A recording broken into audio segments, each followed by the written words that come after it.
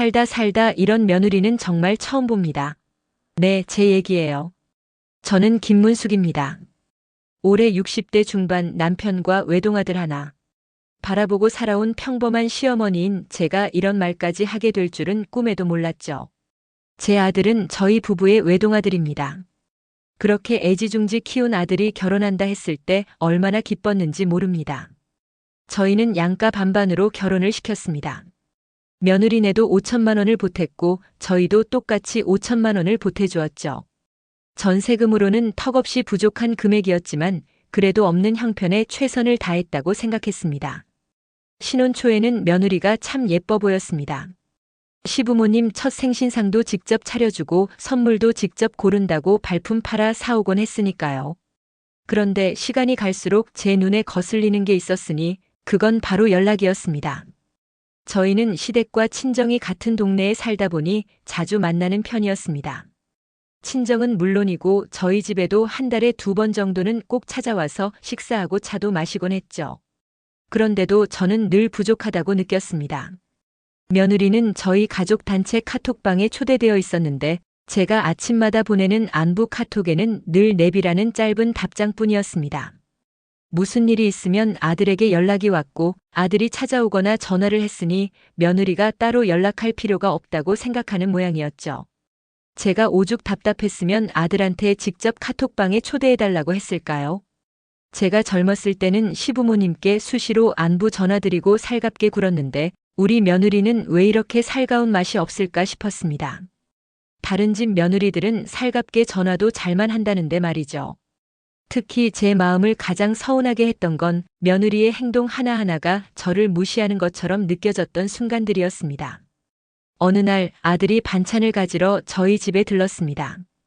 저는 며느리가 함께 차에서 내리지 않고 차 안에 앉아 기다리는 것을 보았습니다. 시댁에 와서 문안 한 번 드리지 않고 차 안에 앉아 기다리다니 섭섭했지만 바쁜가 보다 하고 일단 넘겼습니다. 또 한 번은 남편이 주말에 모임이 있어 밖에 나가고 저는 혼자 밥을 먹게 되었습니다. 그래서 아들에게 며느리와 같이 와서 함께 밥 먹자고 하니 며느리는 컨디션이 안 좋다며 친정에 가버렸습니다. 물론 아들이 와서 남편 대신 함께 식사하긴 했지만 며느리가 오지 않은 것이 너무나 서운했습니다. 아들은 늘 며느리 편만 들었습니다. 엄마, 와이프가 그때 정말 컨디션이 안 좋았어요. 엄마, 며느리 힘들까봐 저만 올라간 거예요. 하는 식이었죠. 내 아들이 저렇게 변한 게 다 며느리 때문인가 하는 생각까지 들었습니다. 아들이 부모 말보다 며느리 말만 듣는 것 같아 답답해서 미칠 지경이었습니다. 가까이 산다고 다가 아니야. 연락을 해야 마음이 가는 거지. 저는 늘 속으로 되뇌었습니다. 그렇게 서운함이 쌓여가던 중 사건은 추석 연휴 첫날 터졌습니다. 저와 남편이 아파트 단지에서 접촉사고를 냈습니다. 제가 너무 놀라 아들에게 전화를 걸어 아들. 큰일 났다. 엄마가 정신이 없으니 너라도 좀 와봐라. 하고 다급하게 말했습니다. 아들이 허둥지둥 달려왔지만 며느리는 보이지 않았습니다. 사고 처리는 보험사 직원이 와서 해결했고 다행히 크게 다친 곳은 없었습니다. 아들이 혹시라도 차가 필요하면 자기 차를 쓰시고 병원에 본인이 모시고 가겠다고 하여 동네 병원에서 간단한 검진을 받았습니다. 다행히 큰 이상은 없었지만 저는 며느리가 전화 한 통 없는 것이 계속 마음에 걸렸습니다. 바빴나? 아니, 그래도 사람이 교통사고가 났는데 전화 한 통이 그리 어려미니? 내가 얼마나 놀랐는데 다음 날 아침 며느리가 카톡방에 몸조리 잘하세요라고 안부 연락을 남긴 것을 보고 저는 더욱 서운했습니다. 명절 당일 저녁 화난 남편이 아들에게 너희 부부랑 앞으로 밥같이 먹기 싫다고 통화하는 소리가 제 귀에도 들렸습니다. 아들 부부가 명절 당일 얼굴도 비치지 않고 저녁에서야 전화해 다른 날 함께 외식하자고 한 것입니다. 아들도 아들놈이지만 며느리가 명절에 얼굴도 안 비치고 전화 한 통 없이 지나가 버리는 것이 너무나 화가 났습니다. 전날 사고 때 전화도 없고 명절인데 오지도 않고. 이건 정말 너무하다. 결국 저는 며느리에게 분노의 카톡을 보냈습니다. 살다 살다 이런 며느리 처음 보는구나. 그러자 일이 걷잡을 수 없이 커졌습니다. 아들이 화가 나서 제 연락처를 차단하고 가족 단톡방을 나가버린 것입니다. 제가 아들에게 자식으로서 기본적인 도리는 지키고 살아라라고 보낸 카톡에 아들이 자꾸 연락하라고 하시는 게 너무 힘들다고 답장하며 저를 무시하는 듯한 글을 남긴 것에 저는 배신감을 느꼈습니다. 저는 너무 화가 나 남편에게 카톡 내용을 보여주었습니다. 그리고 그날 밤 남편은 술을 먹고 아들 부부집 현관까지 찾아가 소동을 벌였습니다. 김지영 나와. 내가 감히 시어미를 이렇게 무시해. 내가 주변에 물어봐도 너 같은 며느리는 처음 봤다. 아들이 남편을 막아서며 경찰에 신고하겠다고 하자 남편은 더욱 격앙되어 아들의 따귀를 때리고 욕설과 고성을 질렀습니다. 평소 참을성 없는 남편이 이성을 잃고 며느리에게 상처를 주고 아들에게 욕을 퍼부어 큰 사단이 나고 나서야 이런 일이 생겼다는 사실에 마음이 찢어질 듯 아팠습니다.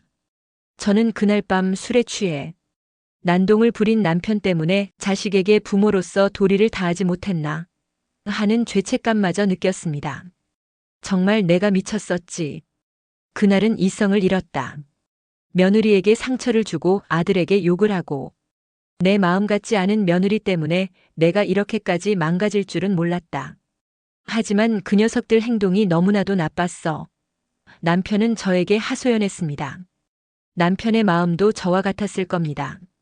그렇게 저희 가족은 연락을 끊은 채 몇 달을 보냈습니다. 아들과 며느리 그리고 저희 부부까지 서로에게 깊은 상처만 남긴 채였죠. 저는 이 기간 동안 마음 한편이 늘 답답하고 무거웠습니다. 아무리 미워도 자식이고 아들의 아내인데 이렇게까지 관계가 끊어져야 하나 싶었죠. 그러던 어느 날 아들에게서 뜻밖의 소식이 들려왔습니다. 며느리가 오랫동안 꿈꿔왔던 유명 프랜차이즈 카페를 오픈했다는 것이었습니다. 저는 내심 걱정했습니다. 요새 같은 불경기에 프랜차이즈 본사의 말만 믿고 너무 욕심을 부리는 건 아닌가 불안했죠. 하지만 젊은 애가 하고 싶은 게 있으면 해봐야지 하는 생각도 들었습니다. 그러나 결국 제 걱정은 현실이 되었습니다. 그 후로 몇 달 후 아들이 저를 찾아와 초췌한 모습으로 앉아 있었습니다. 엄마 큰일 났어요. 미영이 커피숍이 생각보다 너무 안 돼요. 프랜차이즈 본사 말만 믿고 덜컥 시작했는데 작은 가게인데도 보증금에 권리금, 인테리어랑 로열티 비용까지 빚을 2억이나 냈거든요. 매달 대출금만 150만 원씩 꼬박꼬박 나가죠. 월세 120만 원에 관리비가 40만 원이에요. 그런데 수익은 거의 없어서 매달 마이너스예요. 제 월급으로는 감당이 안 돼요. 저도 일 끝나고 도와서 2명이 쉬지 않고 매일 일하는데 인건비는커녕 숨쉬는 것만으로도 계속 빚이 쌓이고 있어요. 상가 계약 기간도 1년 6개월 넘게 남아서 미영이가 밤마다 잠도 못 자고 울어요. 아들의 말을 듣는 순간 제 심장이 철렁 내려앉았습니다. 결국 올 것이 왔구나. 내가 뭘 그리 잘못했단 말인가 싶었던 그 며느리가 사실은 자기 꿈을 위해 일하느라 그동안 연락이 뜸했구나. 상황을 이렇게 만든 며느리에 대한 서운함과 불만이 앞섰지만 동시에 아들의 절망적인 표정을 보니 마냥 모른 척할 수 없었습니다. 내 소중한 하나뿐인 아들이고 내 아들의 하나뿐인 아내인데 모른 척할 수는 없었죠. 저는 지금 며느리에게 직접 연락하면 며느리는 더 좌절하고 힘들어할 거라 생각했습니다. 며느리에게 직접 연락하는 대신 저는 제 나름대로 방법을 찾아보기 시작했습니다. 저는 이 동네에서만 40년 넘게 살아온 토박이입니다. 교회 사람들과 동창들, 이웃들까지 제 이름을 모르는 사람이 없을 정도였죠. 동네 가게 사장님들과 잘 아는 것은 물론 어떤 가게가 잘 되는지 어떤 자리가 명당인지 제가 모를 리가 없었습니다.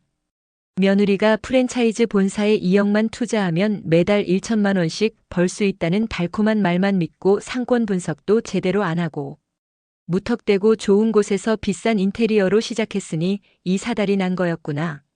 제 주변에서 자영업을 하는 사장님들의 도움으로 며느리 카페 주변 상권을 분석하고 문제점을 파악했습니다. 비싼 프랜차이즈 로열티, 과도한 초기 투자 비용과 고급 인테리어, 그리고 동네 분위기와 맞지 않는 비싼 커피 가격이 주된 문제임을 알게 되었죠. 저는 며느리에게 직접적으로 간섭하기보다는 아들을 통해 조언을 전달했습니다. 아들, 내 아내 카페 지금 이 동네 분위기랑 맞지 않아. 고급스러운 인테리어도 좋지만 우리 동네 사람들은 주머니 가벼워도 매일 한 잔씩 편하게 마실 수 있는 그런 커피를 더 좋아해. 내가 가서 내 아내한테 말해줘라. 지금이라도 인테리어는 그대로 두되 메뉴를 바꾸고 가격을 동네 상황에 맞게 저가형 카페로 하는 게 나을 거라고. 그리고 나 김문숙이가 직접 나서서 교회 사람들과 여러 부녀회 모임을 내 와이프 카페에서 해보면 어떠냐고 이야기해보마. 사람이 북적여야 또 사람들이 모이는 법이지. 우리 상황을 알면 모두가 이해하고 도와줄 거다. 어려울 때 다른 사람들에게 도움을 청하는 것을 부끄러워하면 안 돼. 알겠지? 그리고 가격이 부담 없고 커피가 맛있어야 나도 자신 있게 홍보하지. 며느리는 처음에는 제 이야기에 자존심이 상한 듯 했지만 상황이 심각해지자 제 말을 따르기 시작했습니다. 며느리는 고급스러운 프랜차이즈 간판을 내리고 좀 더 친숙한 이름으로 바꾸었고 메뉴를 맛 좋은 저가형 커피 중심으로 친근하게 재편했습니다. 저는 직접 나서지는 않았지만 뒤에서 며느리 카페의 새로운 시작을 응원하고 열심히 사람들에게 홍보를 해주었습니다. 제가 오랫동안 살아온 동네에서 쌓아온 인맥과 김문숙이라는 이름의 신뢰가 빛을 발하는 순간이었죠. 특히 교회에서 카페에 갈 일이 많았는데 많은 사람들이 며느리 카페를 다녀왔는데 커피도 맛있고 분위기도 좋다며 칭찬해 주어 큰 힘이 되었습니다. 그리고 부녀회, 제 친구들의 계모임까지 며느리 카페에서 자연스럽게 이루어지도록 유도했습니다. 제가 모임에 가서 우리 며느리가 카페를 새로 열었는데 커피 맛이 아주 기가 막혀. 거기 가서 한번 마셔봐. 가격도 착하고 양도 많아. 라고 소문을 냈으니 김 여사님 며느리 카페로 불리며 동네에 빠르게 알려졌습니다. 역시 동네에서 믿을 만한 사람의 홍보는 무서웠습니다. 며느리도 그동안 자신의 꿈을 위해 커피와 다양한 차를 진심으로 사랑하고 공부한 결과도 한몫 거들었습니다. 한번 다녀간 사람들이 만족하니 몇 달 후 며느리 카페는 대박이 났습니다. 저가형 커피로 리모델링한 것이 신의 한 수가 되어 손님들이 급증했습니다. 젊은 친구들이 줄지어 테이크아웃 해갔고 동네의 다양한 모임은 우리 며느리 카페에서 대부분 하였습니다. 그래서 카페는 늘 여러 사람들로 북적였습니다. 아침 일찍부터 문을 열어 밤늦게까지 손님들로 가득 찼고 며느리는 눈코 뜰 새 없이 바빠졌습니다. 며느리가 가게 빚의 대부분을 갚고 매달 큰 돈을 벌 수 있게 되었다는 아들의 소식을 들었을 때 저는 말할 수 없는 안도감과 뿌듯함을 느꼈습니다. 그때쯤 어느 날 며느리가 저를 찾아왔습니다. 며느리의 표정은 이전에 제가 알던 그 깐깐하고 무심한 모습이 아니었습니다. 진심 어린 감사와 후회가 담겨 있었죠. 어머니, 제가 정말 어리석었습니다. 제 욕심만 앞세워서 어머니 말씀도 귀담아 듣지 않고 제가 어머니를 얼마나 힘들게 해드렸는데 이렇게 뒤에서 물밀듯이 도와주시고 정말 감사합니다. 오시는 손님마다 어머님 이야기를 해서 어머님과 잘 지내지 못하는 제 자신이 너무 밉고 속으로 마음이 아팠습니다. 하지만 가게가 어렵고 그동안 쌓인 빚이 너무 많아 돈 벌기 위해 일하기 바빴어요. 이제야 어머님을 찾아뵙네요. 어머니가 저를 살려주셨어요. 제가 얼마나 편협한 사람이었는지 깨달았습니다. 저는 며느리의 손을 잡고 말없이 눈물을 닦아주었습니다. 그동안 쌓였던 모든 오해와 서운함이 그 순간 모두 녹아내리는 듯 했습니다. 아들 부부와의 관계도 점차 회복되었고 남편도 며느리 카페를 위해 뒤에서 한몫 도왔습니다. 그 후 저는 완전히 다른 사람이 되었습니다. 더 이상 깐깐하게 며느리를 몰아세우지 않았고 다른 사람들을 함부로 평가하는 일도 없었습니다. 오히려 겸손해지고 며느리를 진심으로 이해하고 응원해주기 시작했죠.